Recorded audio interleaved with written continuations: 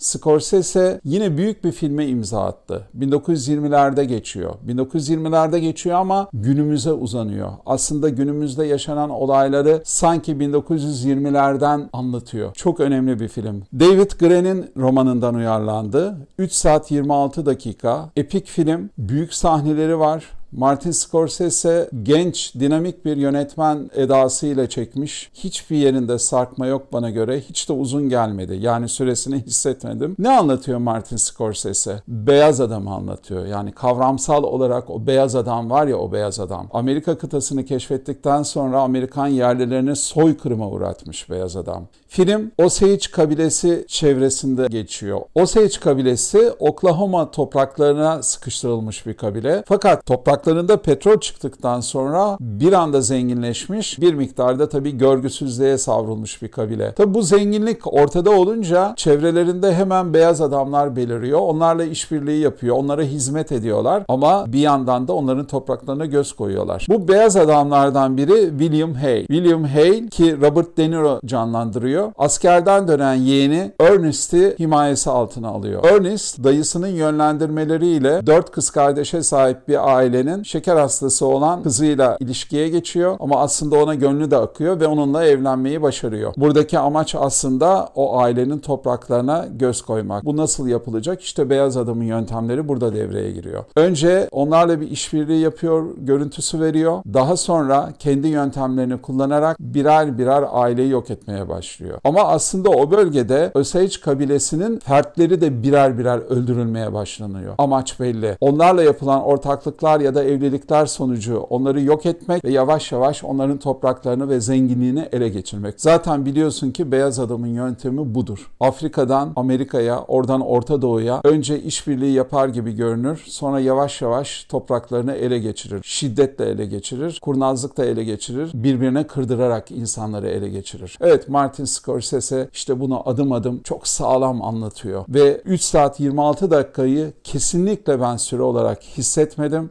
Ki son derece iyi performanslar var filmde. Ernest'i canlandıran Leonardo DiCaprio ki yapımcılardan da biri ve Martin Scorsese ile 6. çalışması bu. Bu arada belirtelim, Robert De Niro ile de 10. kez çalışıyor Martin Scorsese. Ve esas bir kadın oyuncu var ki nüanslı oyunculuğuyla göz dolduruyor. Bence üzerinde çok konuşulması gerekli. Molly rolünde Lily Gladstone. Scorsese 80 yaşında, yine dinamik, yine genç bir adam. Zihni çok berrak ve çok iyi bir roman bulmuş. 200 milyon dolar bütçeli bir film çekmiş. Sinemalarda seyredilmesi gerekli. O performanslara doyamıyorsunuz zaten. Muhakkak ama muhakkak günümüze de çok uygun olduğu için seyredin diyorum. Kanalıma abone olmayı unutma lütfen.